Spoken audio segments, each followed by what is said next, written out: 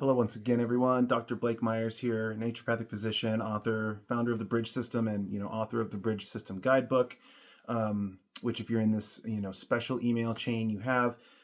I want to just keep talking about the gut a little bit. I talked about it in the last one, this video, and then I want to do another one still because it's just so important. But one aspect of helping to have a healthy gut microbiome is to feed the healthy gut bacteria well. There's a lot of other organisms besides just bacteria in the gut. There's yeast, like Candida, which is actually normal in almost 80% of people. Something like 40-80% of people have Candida. It's just living there. It's fine. It's healthy as long as it's in balance with all the other organisms. There's viruses in your gut. Many people are walking around with parasites.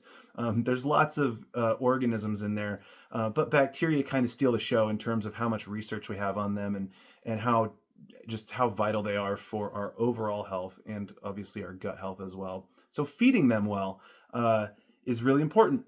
So what do they like to eat? Well, healthy gut bacteria ideally will be eating fiber. Now, of course, different bacteria can eat sugar, right? For example, they'll eat different carbohydrates. Some will, digest proteins and things, but in a general sense, fiber is what we want to think about for a healthy gut microbiome. And so what happens is, if you remember in the last video, I was saying that a microbiome is all of the organisms, but it's also the byproducts that they make. And so what happens is when bacteria digest fiber, they ferment it basically, right? So they ferment the fiber and they make a byproduct. And of all sorts, but they make one byproduct that is really important called butyrate. So you want to feed gut bacteria enough fiber. We don't digest fiber; it gets left behind, and then the bacteria digest it. So we're like getting our nutrients, and then they're getting the fiber that's left over that we can't digest and absorb.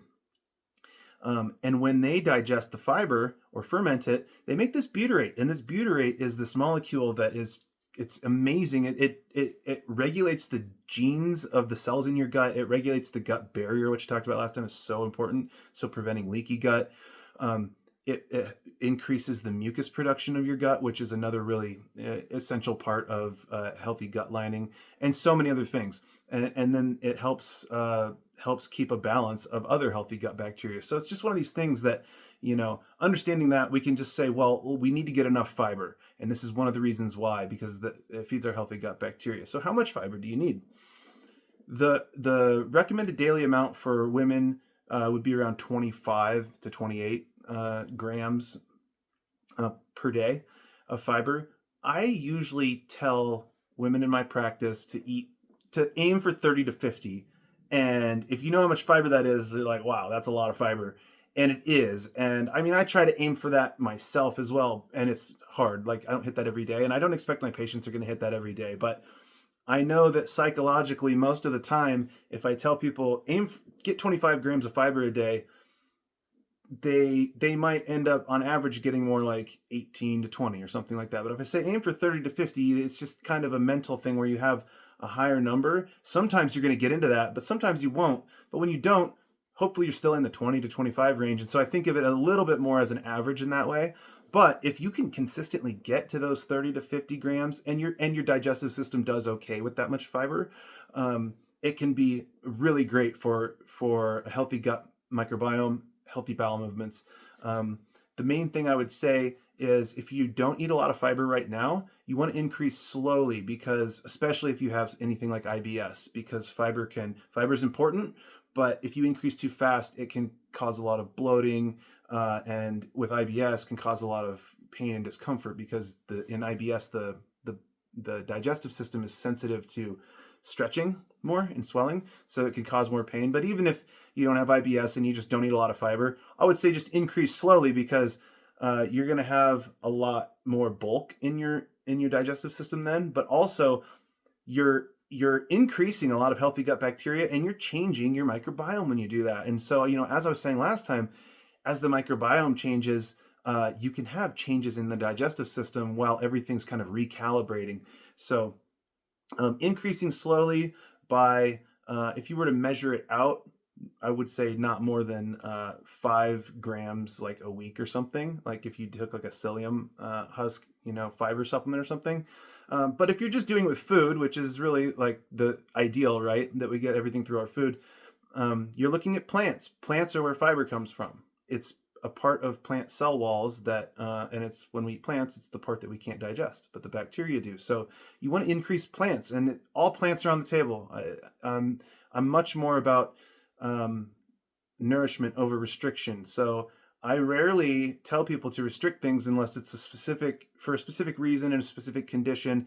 You'll see in the Celerate diet in phase 1, I do take out grains for a while. There's some different reasons for that, but then I recommend adding them whole grains back in phase 2. So that's a short restriction for a particular purpose, but whole grains are also a great source of fiber. And if you're doing it by increasing slowly by eating plants, I would say just try to add in, start with, for a few days, one more vegetable or serving of beans or something like that on your plate a day. See how that goes. You got to think about it a little bit, right? To make sure that you're adding those in.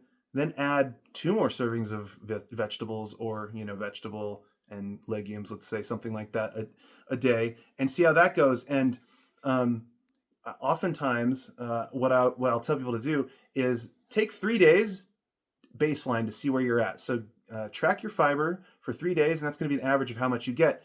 And then slowly start to increase it by adding plants, each week, and just slow and steady. And if you're doing well with it, keep going, I would say. And then you can, at some point, when you have significantly increased your fiber, check it again and see where you're at over 3 days with your new dietary habits, and see where you're at. And maybe you'll be in that like 25 to 30 range, which would be great.